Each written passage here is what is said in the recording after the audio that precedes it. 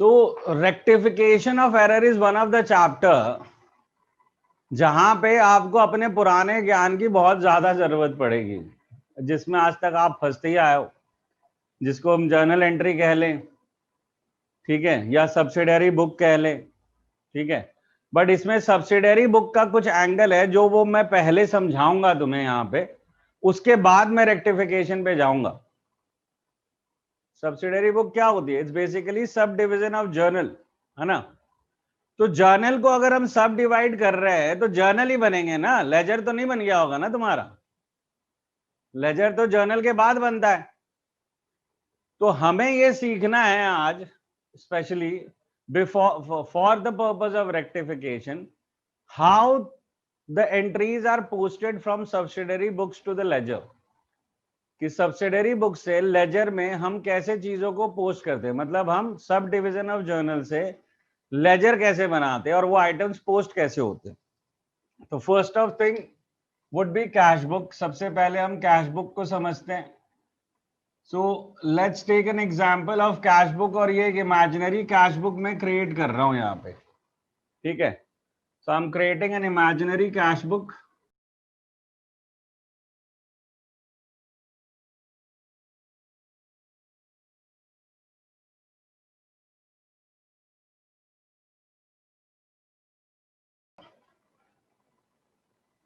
ये मैंने ड्राफ्ट किया है तुम्हारा कैश बुक, ठीक है। अब ये इससे लेजर में जब हम जाएंगे तो हम पोस्टिंग कैसे करेंगे? तो व्हेन द लेजर पोस्टिंग होती है इसकी, तो वो ledger to ledger cross posting होती है एकदम। क्रॉस पोस्टिंग मतलब अगर इधर के अकाउंट में जाओगे तो आप लेजर में इस तरफ जाओगे, और इधर के अकाउंट में जाओगे तो इधर जाओगे।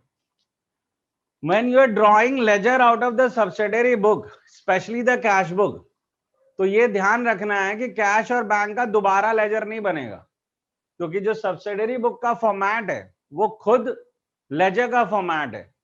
इसलिए आपको दूसरी बार वापस कैश और बैंक का लेजर वहां जाके नहीं बनाना। तो किसके लेजर बनाओगे? जो बाकी अकाउंट यहां दिख रहे हैं उनके लेजर बनाओगे, लाइक सेल के, रमेश के, परचेज के, मुकेश के, इनके लेजर्स क्रिएट होंगे। तो लेट्स क्रिएट दीज लेजर्स। मैं यहाँ पैरेलल में लेजर्स क्रिएट करता हूँ, लाइक मैंने सेल का किया, and this is in a rough way. Obviously मैं सिर्फ एक टी शेप अकाउंट के हिसाब से बना रहा हूँ। Sale, purchase, Rakesh and Mukesh, Ramesh and Mukesh, right. तो ये हमने सेल का कर लिया, ये हम रमेश का इधर से बना लेते हैं, इधर से हम परचेज का बना लेते हैं, और इधर से हम मुकेश का बना लेते हैं, ठीक है। ये डेबिट क्रेडिट मिनिमम साइड यहाँ हमें समझ जाने के लिए आपको लिख रहा हूँ मैं, ठीक है। और ये मिनिमम है जो लिखना ही होता है, चाहे जितना रफली बना लो आप, ठीक है। तो मैंने क्या कहा, क्रॉस पोस्टिंग होती है कैश बुक से। मतलब अगर सेल्स यहाँ लिखी है आपने बैंक में, तो आपको सेल्स अकाउंट में कहाँ जाना है? या आपने डेबिट साइड लिखी है तो आपको सेल्स अकाउंट के क्रेडिट साइड पे जाके क्या लिखना है? आप क्रेडिट साइड पे जाके लिखोगे बैंक, दैट इज 4500। समझ में आ रही है बात कि लेजर टू लेजर पोस्ट हो रहा है यहाँ पे। Cash book is a form of ledger, और लेजर टू लेजर जब जाता है तो क्रॉस पोस्टिंग होती है। ये बात समझ में आ रही है? नेक्स्ट, आप रमेश में हो तो रमेश अकाउंट में किधर जाओगे? इधर डेबिट पे हो तो उधर क्रेडिट पे जाओगे, और क्रेडिट पे जाके कैश लिखा हुआ है यहाँ पे, कैश कॉलम के बीच में लिखा हो तो कैश में आप लिख के दिखाओगे 4000, ठीक है। सिमिलरली आप जब परचेज में जाओगे तो परचेज में किस तरफ जाओगे? आप परचेज में डेबिट पे जाओगे और डेबिट पे दिखाओगे कैश, दैट इज 6500, ठीक है। मुकेश का क्या है? मुकेश बैंक में लिखा हुआ है तो मुकेश की क्रेडिट पे, इस तरफ क्रेडिट पे है कैश बुक में, तो इधर मुकेश की डेबिट पे जाएंगे और लिखेंगे बैंक 5000, ठीक है। सो this is how you post it, कि आप लेजर कैश बुक से लेजर्स में क्रॉस पोस्टिंग करते हो। कैश का जो है बनना नहीं है अकाउंट, बैंक का बनना नहीं क्योंकि ऑलरेडी बना हुआ है। तो बाकी जो आइटम होंगे कैश बुक में उन सबका बनना है। Now its relevance to the rectification of error, उसको समझो कि what how it is relevant to rectification of errors. Rectification of error में क्या कहते हैं वो आपसे? वो कहते हैं कि आपने पहले गलती करी है, उसको अब आपको ठीक करना है। अब वो अगर स्टेटमेंट देता है कि a transaction of a sale of 4500 in cash book was recorded as 45,000, क्या कह रहा हूं? A sale of 4500 in cash book was recorded as 45,000। तो क्या गलती हुई है? गलती हुई है यहां हमने 45,000 लिख दिया है। तो कौन से अकाउंट गलत होंगे? एक तो कैश गलत होगा, यानी कि सॉरी, एक तो बैंक गलत होगा, और दूसरा तुम्हारा सेल्स अकाउंट भी जाके गलत होगा क्योंकि तुमने यहां से पोस्ट भी गलत किया होगा। तो ये गलती समझनी होती है हमें। समझ में आ रही है बात? ये चीजें आपके ब्रेन में चलेंगी। ये जो मैं यहां आपको दिखा रहा हूं बना के, ये आपके ब्रेन में चलनी चाहिए कि जब उसने कहा कि a sale of 4500 was recorded as 45,000, तो भाई कौन सी सब्सिडरी बुक से स्टार्ट हुआ? तो जी कैश बुक से। कैश बुक की डेबिट पे जाके हमने एक्चुअली 4500 का 45,000 लिख दिया था। तो दोनों अकाउंट इंपैक्ट हो रहे हैं।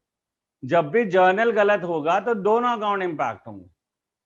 तो दोनों अकाउंट गलत है, बैंक भी गलत है और तुम्हारा सेल्स भी गलत है। अब इसी ट्रांजैक्शन को चेंज करता हूं कि a sale of 4500 was posted as 45,000।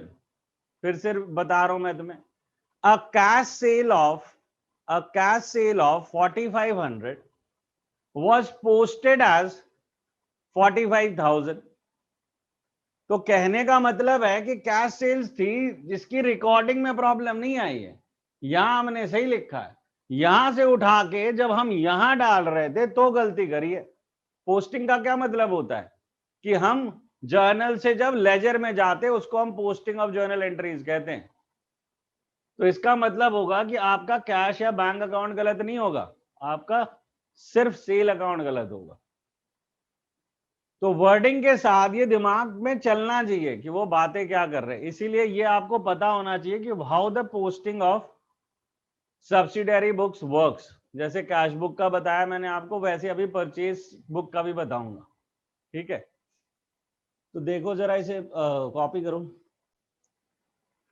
Now let's see the impact on purchase book कि अगर परचेज बुक हम बनाते हैं which is again a journal, तो उससे लेजर पे कैसे जाएंगे। सो मैं एक इमेजिनरी परचेज बुक आपके लिए बना रहा हूं यहां पे।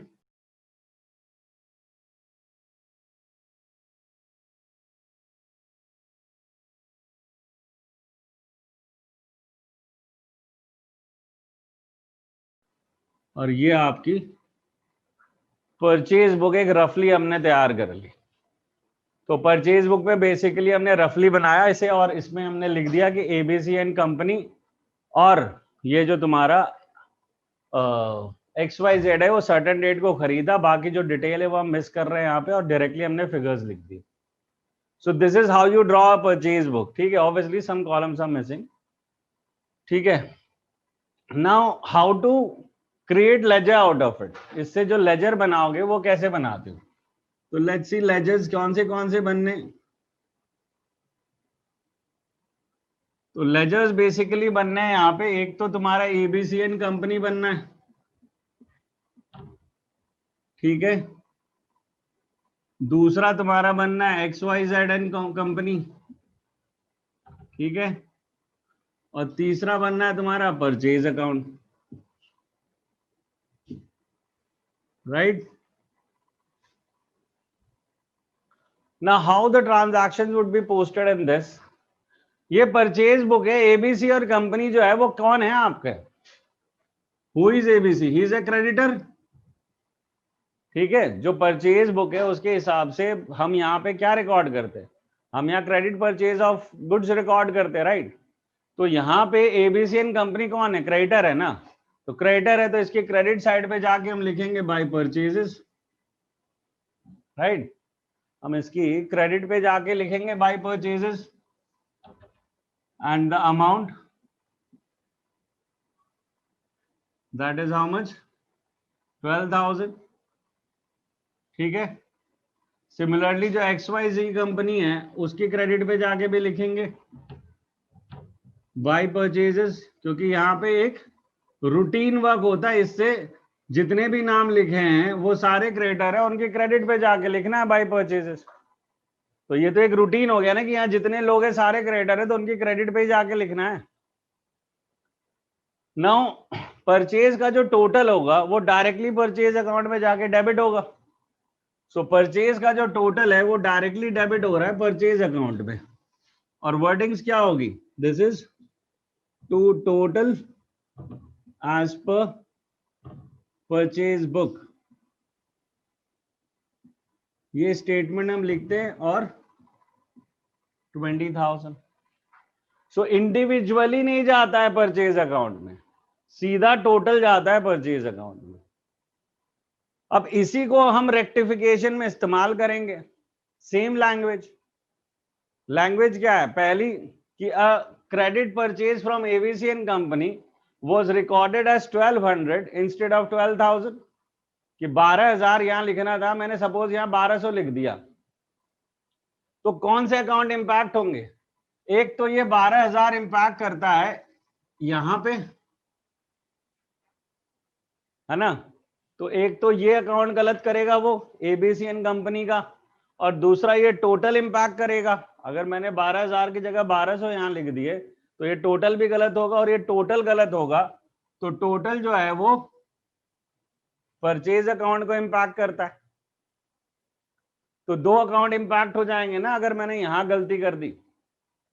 यानी कि अगर परचेज बुक में रिकॉर्ड करते वक्त मैंने कोई गलती कर दी है तो that is going to impact both the accounts.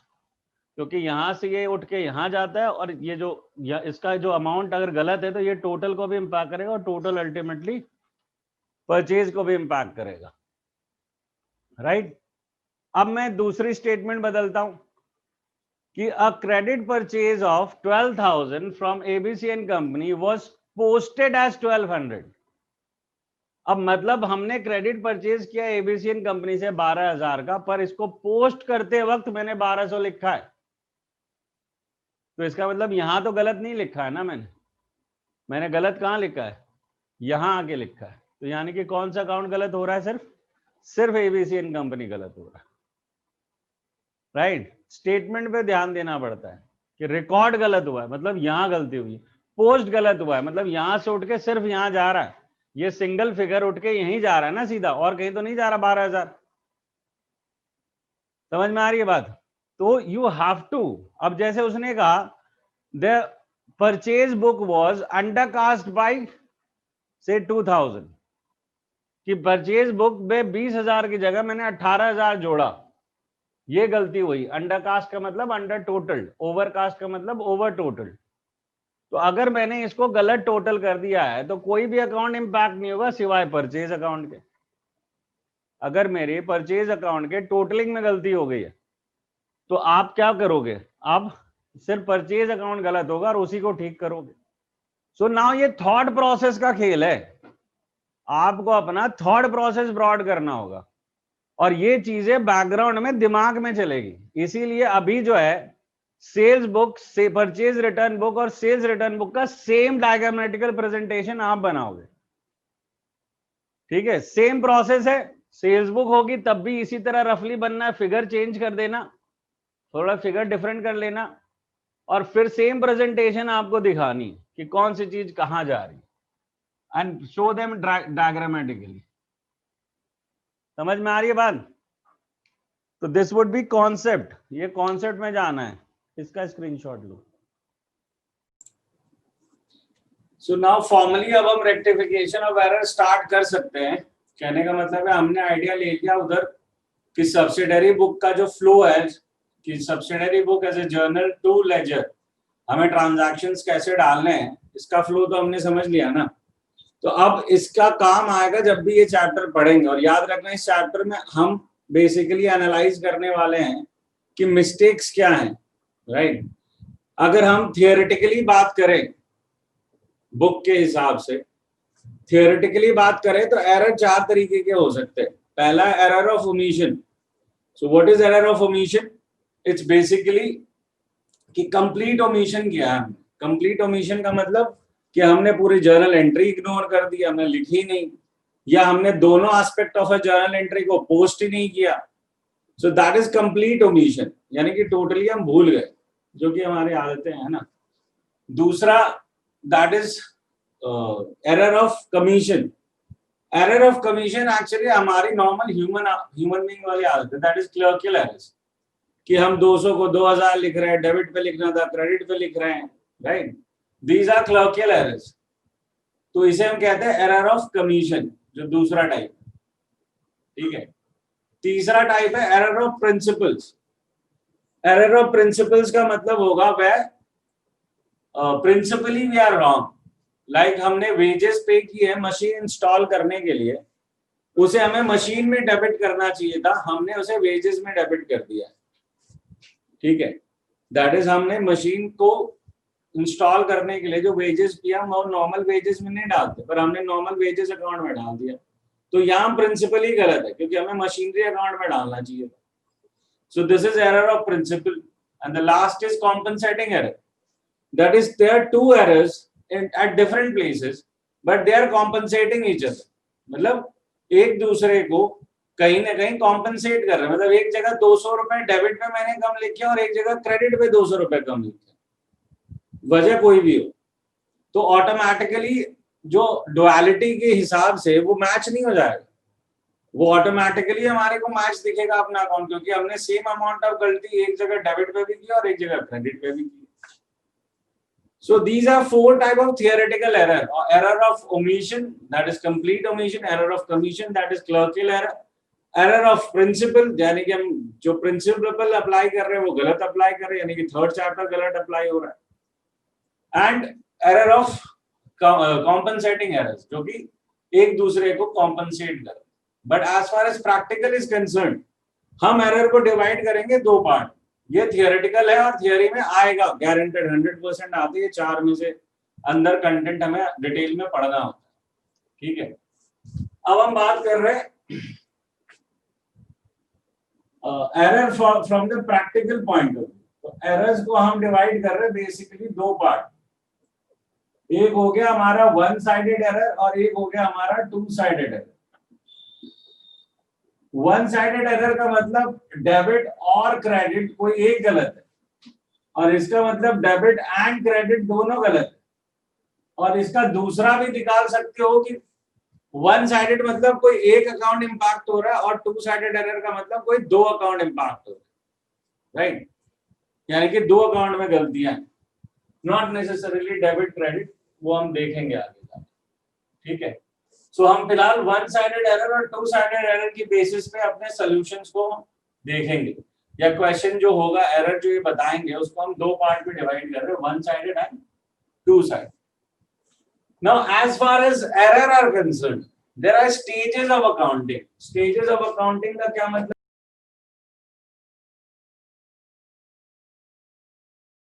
So there are 3 stages to the rectification. One is before trial balance, next is after trial balance, and next is after financial statements or after final accounts. तो ये तो definitely आपके अभी syllabus में नहीं है, क्योंकि final accounts आपने किए ही नहीं है। दैट इज लाइक 18-19 चैप्टर जो अभी तक अनटच्ड है हमारा। अभी हम हैं इन 2 सिचुएशन, इसमें से भी जो रेलेवेंट है एग्जाम पॉइंट ऑफ व्यू से वो ये रहेगी। इसके भी हमारे पास 2-3 एग्जांपल्स है, बट हाँ थियोरेटिकली ये आ सकता है और प्रैक्टिकली भी 1 मार्कर्स में आ सकता है कि बिफोर ट्रायल बैलेंस का कोई एरर है तो वो कैसे सॉल्व करते, तो इसलिए इसे समझना जरूरी है। तो बेसिक 2 सिनेरियो है कि अगर एरर आपको, यानी कि जो गलतियां हैं वो आपको ट्रायल बैलेंस से पहले मिल गई है बनाने के, और दूसरा ट्रायल बैलेंस बनाने के बाद मिली। तो अगर ट्रायल बैलेंस बनाने के पहले आपको एरर मिल गया तो रेक्टिफाई कैसे करोगे? सो बेसिकली इसमें हम वही दो पार्ट में डिवाइड कर रहे हैं, जैसे एरर हमने ऊपर डिवाइड किया और उनकी सोल्यूशन के पीछे जा रहे हैं कि अगर before trial balance one sided error है, ये एरो जो है वही डिफाइन कर रहा है one sided and two sided. समझ में आ रही है बात?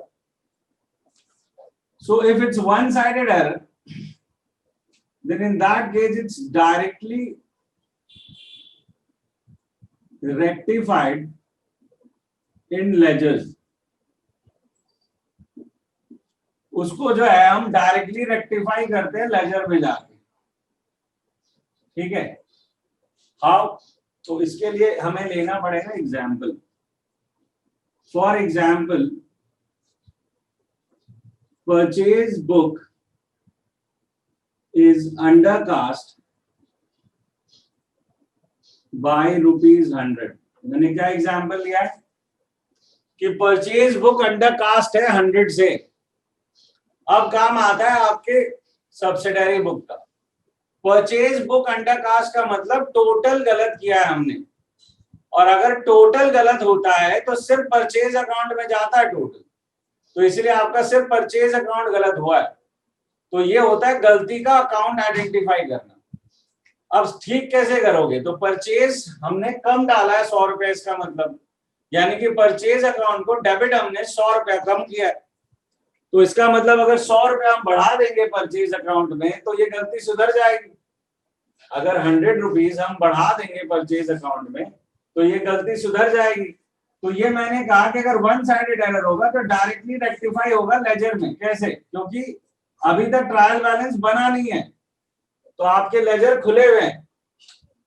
तो ट्रायल बैलेंस आप जाओगे लेजर में, परचेज के लेजर पे जाओगे और यहाँ 100 रुपीज डाल दोगे अंडरकास्टिंग के नाम पे,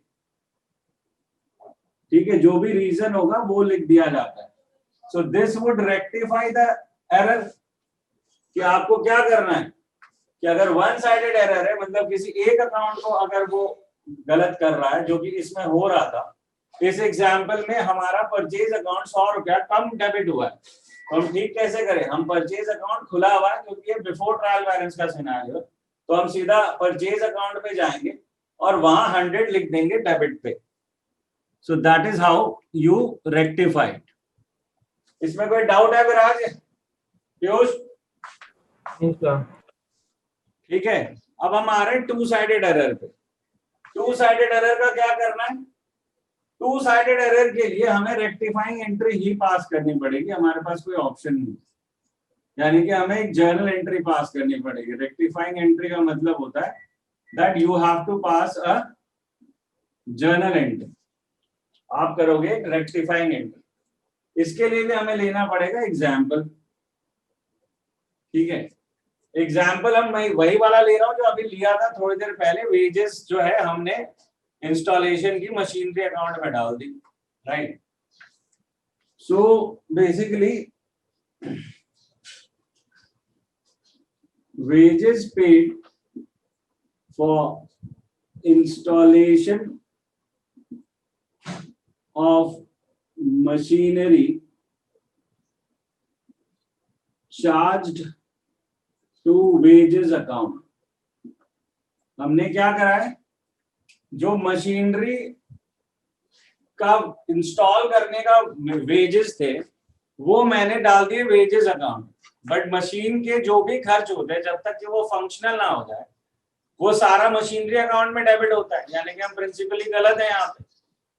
तो हमने क्या कर दिया है? हमने कर दिया wages account debit to cash, जबकि हमें करना था machinery account debit to cash. तो अब इसे ठीक कैसे करें? बेसिकली वेजेस को क्रेडिट कर दो और मशीनरी को डेबिट कर दो तो ठीक हो जाएगा। क्योंकि वेजेस को डेबिट होना नहीं था तो उसे क्रेडिट करेंगे तब ठीक होगा। हमारे पास हथियार तो डेबिट क्रेडिट है ना, प्लस माइनस तो है नहीं। तो वेजेस को जो है हम क्रेडिट करेंगे तो ठीक होगा, और मशीनरी डेबिट नहीं हुई है तो वो ठीक होगी।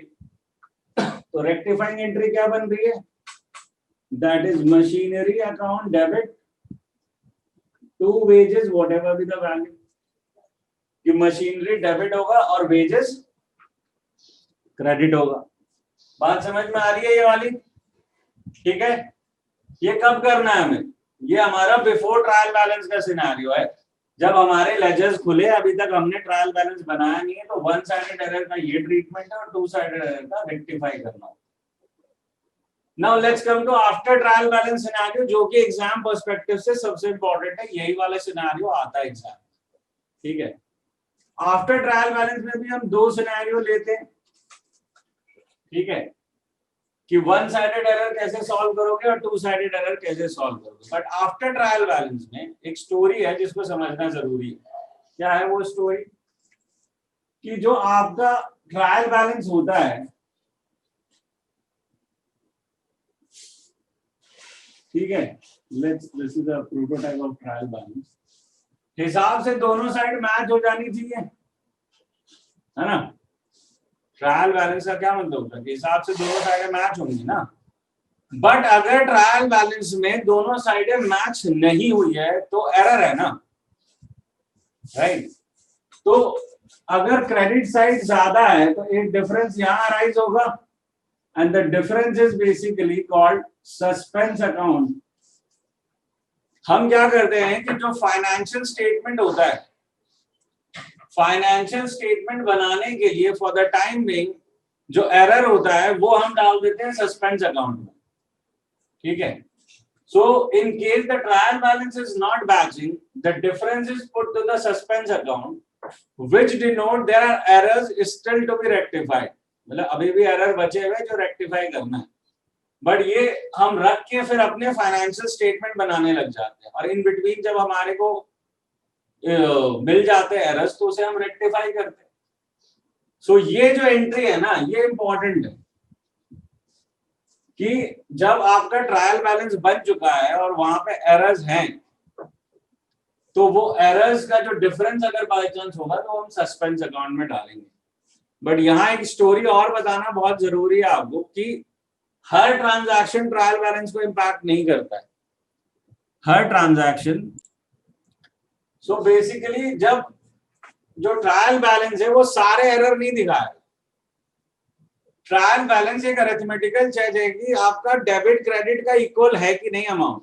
ठीक है, तो 4 एरर मैंने थियोरेटिकली आपको बताए थे। ठीक है, उन 4 में से सिर्फ एक एरर दिखाता है trial balance, that is error of commission, जो क्लर्कल एरर होता है। 200 को 2000 लिख दिया, या डेबिट को डेबिट साइड पे लिखना था क्रेडिट साइड पे लिख दिया, यही एरर दिखा पाएगा। जो आपके एरर ऑफ ओमिशन है वो कहां से दिखाएगा ट्रायल बैलेंस, जब पूरी एंट्री छोड़ दी आपने। या आपके एरर ऑफ प्रिंसिपल कहां से दिखाएगा, जैसे ये वाला कि नाम बदल दिया, डेबिट डेबिट डेबिट तो ठीक था ना, बस नाम गलत डाल दिया आपने, कॉम्पनसेटिंग एरर नहीं दिखा सकता। तो सिर्फ वो एक एरर दिखाता है, that is error of commission, अगर क्लर्कियल एरर्स हो गई हमारी को। तो जब ये सस्पेंस अकाउंट अराइज हो जाता है, इसका मतलब यहाँ पे कुछ क्लर्कियल एरर्स हैं जो हमारे को ध्यान देनी है। हमारे को इस सस्पेंस अकाउंट का काम लेना है, वो कैसे वो मैं दिखाऊंगा आपको। ठीक है, बट इस मुद्दे को समझो कि आफ्टर ट्रायल बैलेंस अगर कुछ एरर रह जाते हैं और मेरा ट्रायल बैलेंस मैच नहीं होता है, तो I put that difference to the suspense account. Now after trial balance में अगर वन साइडेड एरर है, तो वन साइडेड एरर के लिए भी रेक्टिफाइंग एंट्री ही पास होगी। क्या होगा? वन साइडेड के लिए भी आपकी रेक्टिफाइंग एंट्री ही पास होगी। अब ये एंट्री पास कैसे होगी? जब एक ही अकाउंट गलत है तो डेबिट या क्रेडिट ही तो होना है। जैसे यहाँ परचेज गलत था तो भाई उसको एक बार डेबिट ही तो करोगे, पर एक जर्नल एंट्री पास करने के लिए तो डेबिट और क्रेडिट दोनों चाहिए। So in this case the gap is filled by suspense account। जो डेबिट और क्रेडिट के बीच का गैप होगा that would be filled by the suspense account.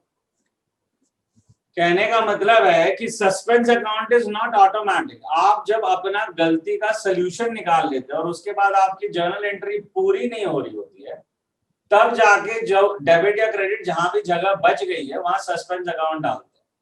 अब ये बात को समझो कैसे, जैसे इसी एग्जांपल को हम कैरी फॉरवर्ड कर रहे हैं, यही सेम एग्जांपल कैरी फॉरवर्ड हो रहा है, ये वाला। ठीक है, that is purchase book is undercast by ₹100। तो अगर परचेज बुक अंडर कास्ट है 100 से, तो गलती क्या हुई है कि भाई परचेज अकाउंट में, क्योंकि परचेज बुक का टोटल परचेज अकाउंट में जाता है, तो इसीलिए मैंने कहा बैकग्राउंड में सब्सिडरी बुक चलेगी, ठीक है। तो परचेज अकाउंट में हमने 100 रुपए कम लिखे, तो हमें परचेज अकाउंट डेबिट कर देना है, तो मेरा गलती सुधर जाता है। पर क्या मैं खाली लिख दूं परचेज अकाउंट डेबिट तो ये एंट्री पूरी हो जाएगी? ये एंट्री पूरी नहीं हुई ना, एक जर्नल एंट्री के लिए क्रेडिट भी चाहिए, तो इसीलिए मैंने लिखा जो गैप है that would be filled by suspense account. So now the entry would be purchase account debit to suspense account. So suspense account जो है वो ऑटोमेटिक नहीं है, मतलब ऑटोमेटिक है, आप अपनी तरफ से सस्पेंस पहले क्वेश्चन पढ़ते नहीं डाल दो, पहले क्वेश्चन को एनालाइज करना पड़ता है। सुधारने के लिए मुझे क्या करना है, तो मुझे इस गलती को सुधारने के लिए परचेज को डेबिट करना है 100 रुपए से, पर क्रेडिट क्या करूंगा, तो इन दैट केस जो गैप है वो suspense account, and this is a important aspect, ठीक है। अब दूसरा आते हैं डबल, तो वो तो सेम चलेगा, उसके लिए तो रेक्टिफाइंग एंट्री ही चलेगी। So we will have to pass the rectifying entry over here and everything is similar, जो एग्जांपल है वो सेम है, ठीक है। तो इसमें कोई डिफरेंस नहीं है, ये कॉलम और ये कॉलम बिल्कुल डिट्टो चल रहे हैं, यानी कि जो एरर्स होंगे वो हमें समझने होंगे कि गलती क्या हुई है और उसके अकॉर्डिंग उसको डेबिट या क्रेडिट करना पड़ेगा। सो ये ओवरऑल सिनेरियो है पूरा चैप्टर का। अभी चैप्टर में हमने जर्नल एंट्री स्टार्ट नहीं की है, हम एक ओवरऑल सिनेरियो देख रहे हैं कि इस चैप्टर में है क्या।